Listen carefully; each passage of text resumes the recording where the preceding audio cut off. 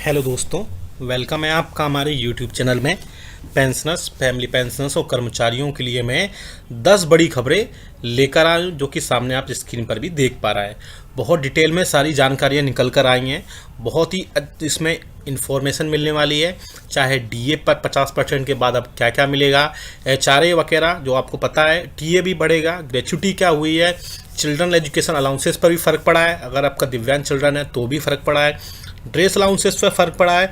Next question इसमें है कि क्या बेसिक प्लस डीए मर्ज हो रहा है, कब मर्ज हुआ था और मर्ज होता है तो आपको क्या सिचुएशन होगी वो मैं बताऊंगा।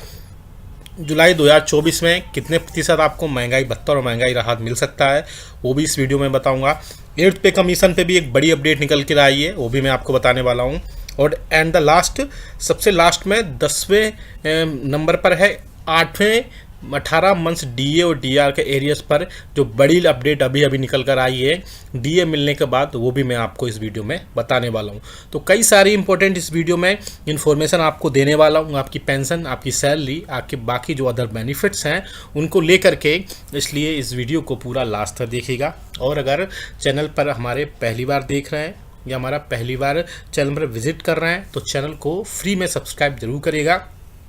सब्सक्राइब के ब्लैक बटन को प्रेस करके साथ ही साथ आप हमारे वीडियोस की लेटेस्ट नोटिफिकेशन के लिए घंटे के निशान को प्रेस करना बिल्कुल मत भूलिएगा, तभी आपके पास हमारे वीडियोस की लेटेस्ट नोटिफिकेशन आ पाएगी और आप हमारे वीडियोस को इसी तरीके से आगे भी वॉच कर पाएंगे। चलिए जल्दी से लेके चलते पहली बड़ी खबर पर। जैसे कि आप स्क्रीन पर भी देख पा रहे हैं कि आप सभी को पता है कि कल डीए और डीआर के 50% महंगाई भत्ते और महंगाई राहत की घोषणा हो चुकी है, जिसके बाद में पेंशनर्स को आगे क्या क्या बेनिफिट मिलेंगे, क्या 18 मंथ्स का डीए और डीआर बहाल होगा, 8वें वेतन आयोग पर क्या अपडेट निकल कर आई है, साथ ही साथ जुलाई 2024 में कितने प्रतिशत डीए डीआर होने वाला है और बेसिक प्लस डीए मर्जिंग की जो है चीज़ें कहाँ तक पहुँची वो सब मैं आपको बताऊंगा।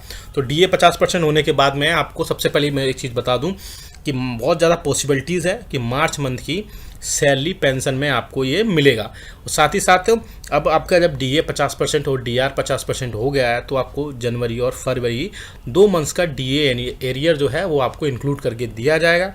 मोस्ट प्रोबेबली चांसेस है कि डीए एरियर से पहले आ सकता है और डीए और डीआर का जो 50% मार्च मंथ की सैलरी और पेंशन के साथ को आउट मिलेगा। तो डीए ही एक इम्पॉर्टेंट फैक्टर होता है और बेसिक एक इम्पॉर्टेंट फैक्टर होता है जिसके बढ़ने से कर्मचारियों, पेंशनर्स और फैमिली पेंशनर्स की सैलरी और पेंशन में बढ़ोतरी होती है। तो उसी के बीच एक बड़ी खुशखबरी निकल कर आ रही है कर्मचारियों के लिए, एग्जिस्टिंग एम्प्लॉयज़ के लिए, कि उनके एचआरए में बढ़ोतरी हो चुकी है। आप सभी को पता है कि 7वें वेतन आयोग के रिकमेंडेशंस के हिसाब से जैसे डीए बढ़ता है या डीए 25% या डीए 50% क्रॉस करने के बाद इसमें एचआरए में बढ़ोतरी होती है। आप सभी को पता है अभी कि जेड, वाई और एक्स सिटी में 9, 18 और 27% एचआरए है, जो आपको पहले से पता है। अब उसमें बढ़ोतरी होने के बाद HRA X city, Y city और जेड सिटी में 30, 20 और 10% हो गया है। तो 3% का सीधा सीधा एग्जिस्टिंग एम्प्लॉयज़ के लिए इसमें फ़ायदा देखने को मिल रहा है, तो जो कि एक कर्मचारियों के लिए बड़ी खबर है। अगली बड़ी अपडेट की तरफ लेके चलें कि टीए और डीए। तो आप सभी को पता है कि जो टीए है यानी कि ट्रैवलिंग अलाउंसेस है वो महंगाई भत्ते और महंगाई राहत पर ही डिपेंड करता है। इसमें बेसिक से बहुत ज़्यादा फर्क नहीं पड़ता है, जैसे जैसे एचआरए बढ़ता जाता है उसी के बेसिस के हिसाब से आपका जो टीए है यानी कि ट्रैवलिंग अलाउंसेस, टीपीटीए, उसी के अकॉर्डिंग उसमें बढ़ता है। और अब कर्मचारियों का जो सर्विंग एम्प्लॉयज़ हैं उनके लिए टीए भी बढ़ चुका है। अब एचआरए जैसे 50% क्रॉस करने के बाद टीए में काफ़ी ज़्यादा बढ़ोतरी देखने को मिलेगी, स्पेशली जो मिड लेवल्स के जो पेंशनर्स या मिड लेवल के कर्मचारी हैं, जो लेवल 5, 6, 7 के जो कर्मचारी हैं उनके लिए टीए पर काफ़ी ज़्यादा इफेक्ट देखने की उम्मीद जताई जा रही है इसमें टीए के बाद में। नेक्स्ट बड़ी खबर की तरफ लेके चले, ग्रेच्युटी में भी बदलाव कर दिया गया है।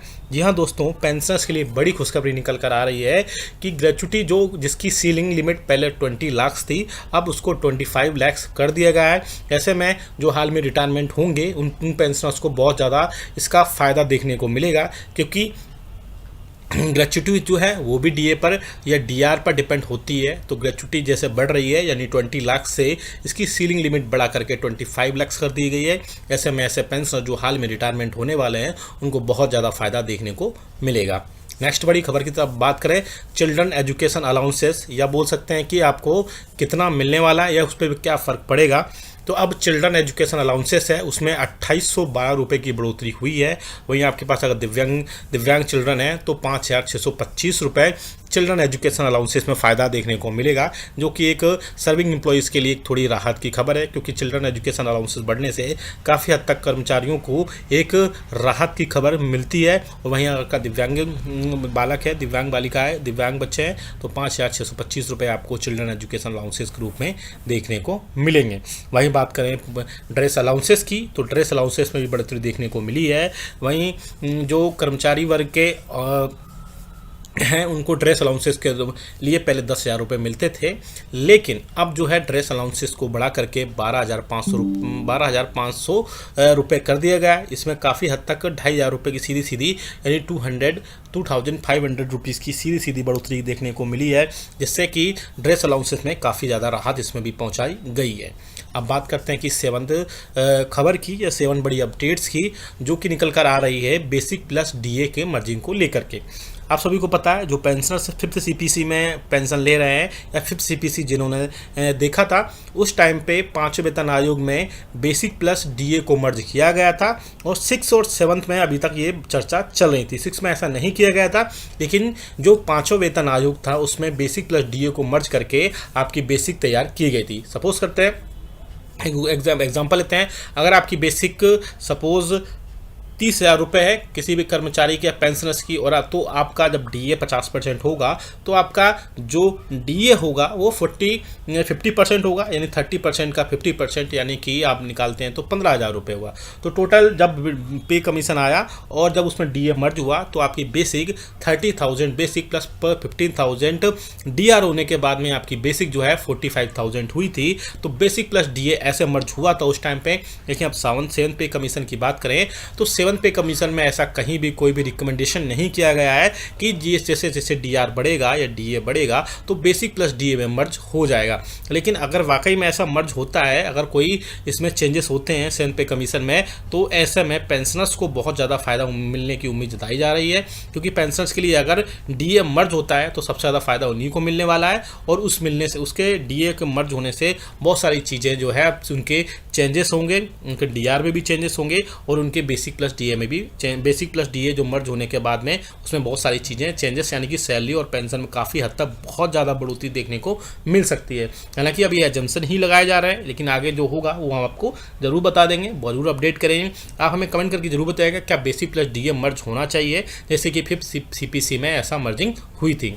नेक्स्ट खबर की तरफ लेकर चलते हैं, जो कि आ रही है जुलाई 2024 में कितने प्रतिशत महंगाई भत्ता और महंगाई राहत आपको मिला है। अब आपको पता है कि डीए 50% क्रॉस कर चुका है, तो जुलाई 2024 में कितने प्रतिशत महंगाई भत्ता और महंगाई राहत देखने को मिलेगा। तो मैं बता दूं कि जिस हिसाब से इस महीने का all India consumer price index का जो डेटा निकल कर आया है उसको काफ़ी हद तक बढ़ोतरी देखने को मिली है। अब जैसे जैसे ये महंगाई भत्ता के जो आंकड़े हैं जो कि श्रम मंत्रालय की तरफ से पब्लिश किए जाते हैं, अगर उसमें काफ़ी हद तक बढ़ोतरी होती है तो आपका जुलाई में 2024 में महंगाई भत्ता 54% तो तय है।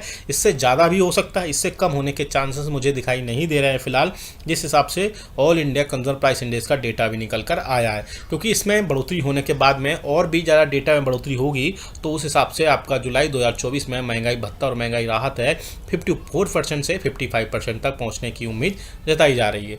अब बात करते हैं नवी जो 9th बड़ी इन्फॉर्मेशन की आ रही 8th पे कमीशन।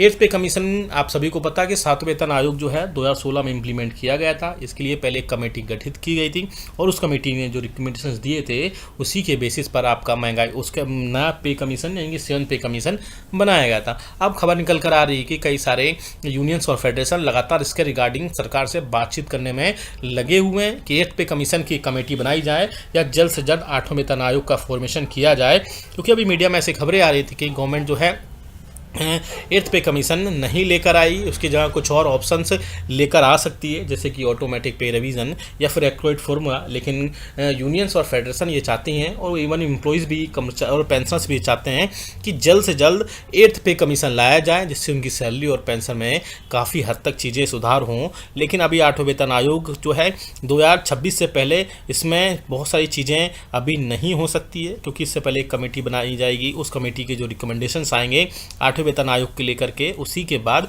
उसमें कई सारी चीज़ें की चेंजेस होंगी और उसी के हिसाब से आपको 8वें वेतन आयोग के लिए उसमें थोड़ा सा वेट करना पड़ेगा। बात करते हैं लास्ट यानी कि 18 मंथ डीए और डीआर के एरियर्स की।